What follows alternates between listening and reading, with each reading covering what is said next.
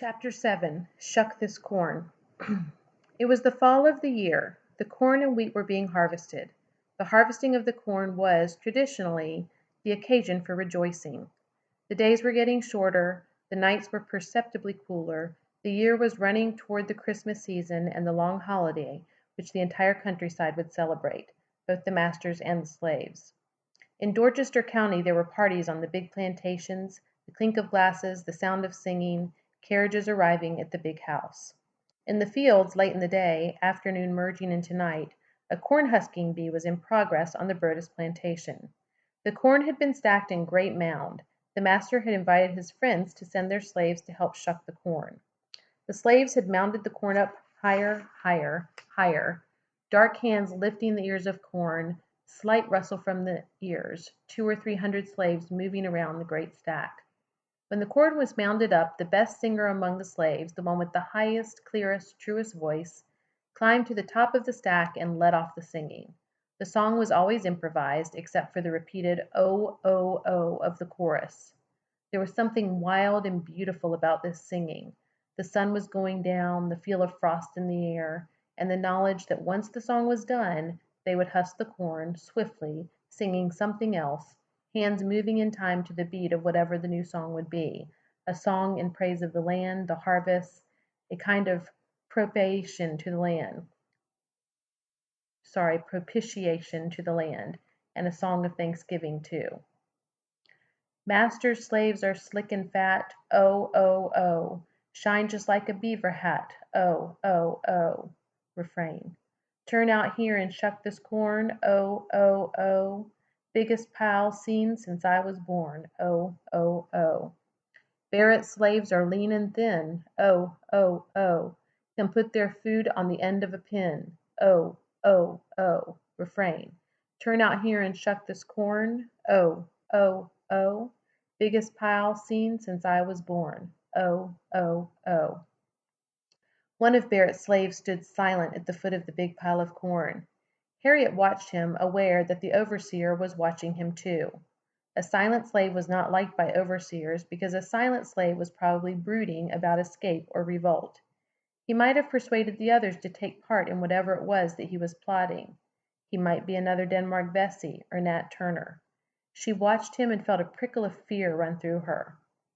At that last high-pitched rhythmic "oh, oh, oh" rang out across the field, the slaves set to work husking the corn, racing with each other to see who could husk the most in the shortest possible time. They started singing a new song, its tempo faster and faster, the movement of their hands paced to the rhythm of the song, and the sound of the rustling of the husks of corn like an accomplishment.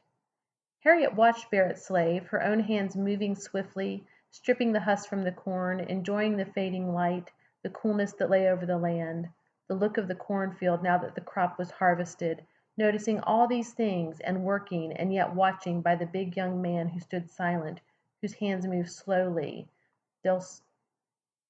dulcitorily. She leaned over to pick up an ear of corn, and when she looked for him, he was moving away. His swiftly moving figure was in strange contrast to the languorous slow motion of his hands just a few minutes before. The overseer did not see him until he was halfway across the field. He called to him, ordering him to come back. The big young man kept going faster now. The overseer followed him, the black snake whip in his hand. Harriet went too. This would be trouble. She knew there was going to be trouble. She could always tell when it was coming by the peculiar fluttering of her heart. It was a warning signal, and it was telling her now that something dreadful was going to happen.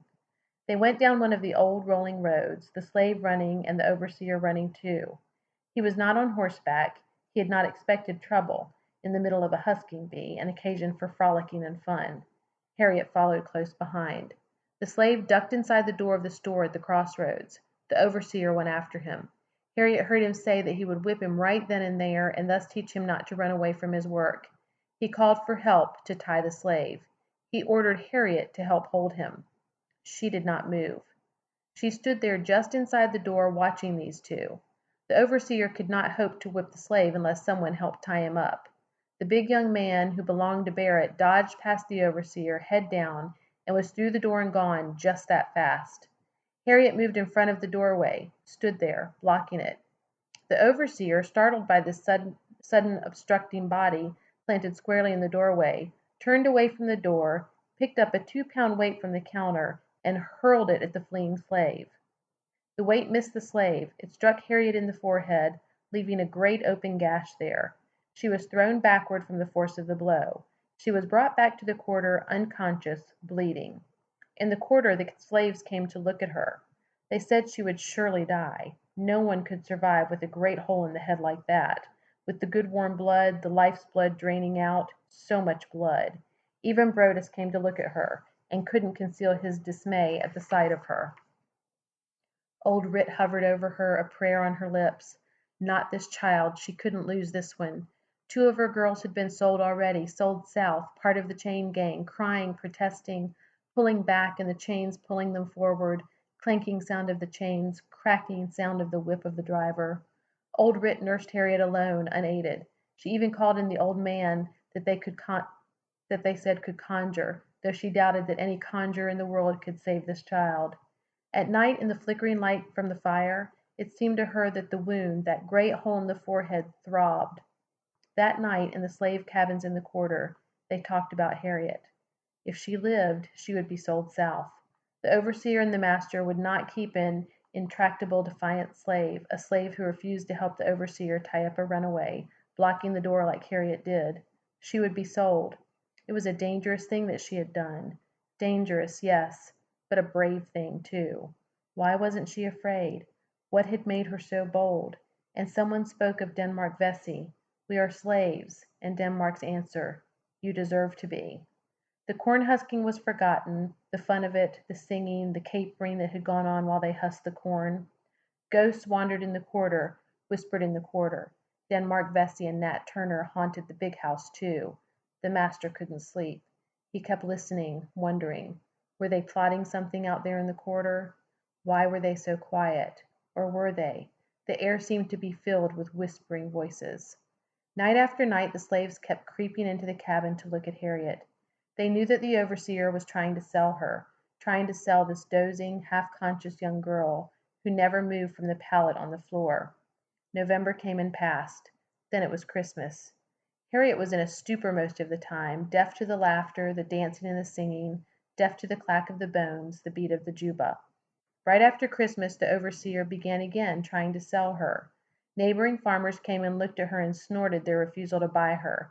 Some of them laughed and said Brodus was crazy to try to sell such a wreck. Others said he would have to pay them to take her off his hands, not worth a sixpence. Sell her? Ha, ha, ha. Harriet stayed in the cabin from Christmas until March, and toward the end of this long period of inertness, she began to pray for the conversion of Edward Brodus, repeating the same prayer over and over. Change his heart, Lord, convert him. In March, too, when it was obvious she was getting better, she learned that she and her brothers were to be sold south, part of the next chain gang. Austin Woodfolk, the slave trader, was in Cambridge, and Brodus had arranged for her sale. The knowledge that she would be sold terrified her. There was always an ache in her skull, a pounding. The wound had healed, but it was still painful. She was subject to violent headaches. What was worse, she never knew at what moment she would suddenly go to sleep. It was as though she lost consciousness. She never knew when this would happen or for how long a period of time. When she slept like that, she could not be roused. It was like a coma. She could remember what had gone on just before the period of unconsciousness, could pick up a conversation, threads of it. If she was talking herself when she suddenly went to sleep, she would finish whatever she was going to say when she awakened. But she was going to be sold, going to be sold. She changed the prayer that she said every night. She no longer prayed for the master's conversion. She said, Lord, if you're never going to change that man's heart, kill him, Lord, and take him out of the way. Kill him, Lord. She said it over and over again. She knew that she could not survive that trip south with the chain gang, survive the slave driver's whip. She might suddenly go to sleep. She was unable to move when she went into this curious trance-like sleep. She would be beaten. She would die on the road, on that old slave road that ran straight on down into the deep south. She thought she could hear the clank of the chains, could see her brothers watching her die, unable to do anything about it. Kill him, Lord, she prayed. She knew she couldn't run away. She might be found sitting sound asleep, not a mile away from the plantation, motionless by the side of the road, in plain view. A few days later she heard that Edward Brodess, the master, was sick, and that the doctor had told the family he would surely die. His body servant whispered the words to the mistress's personal maid, who told the kitchen help, who relayed the message to the coachman, who told one of the stable boys, who told one of the children, who ran like the wind to tell Harriet and old Rit. The message was transmitted mouth to ear to mouth, with gestures made by swift-moving hands that showed just how sick the master was.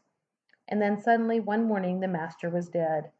The field hands knew he was dead before the overseer knew it, and no one watching them could really have said how the news spread so fast, the length and breadth of the whole plantation, though the word went from the master's bedroom to the kitchen, then to the stable, then to the quarter, where the little children managed to tell the field hands while they brought the water to them. It was planting time, and the backs of the field hands were bent as they leaned over the long rows, sun glistening on their bare backs. Seed time, seed time. The overseer, a man on horseback watching them, suddenly shouted, "Make a noise there," because a hush fell over the field.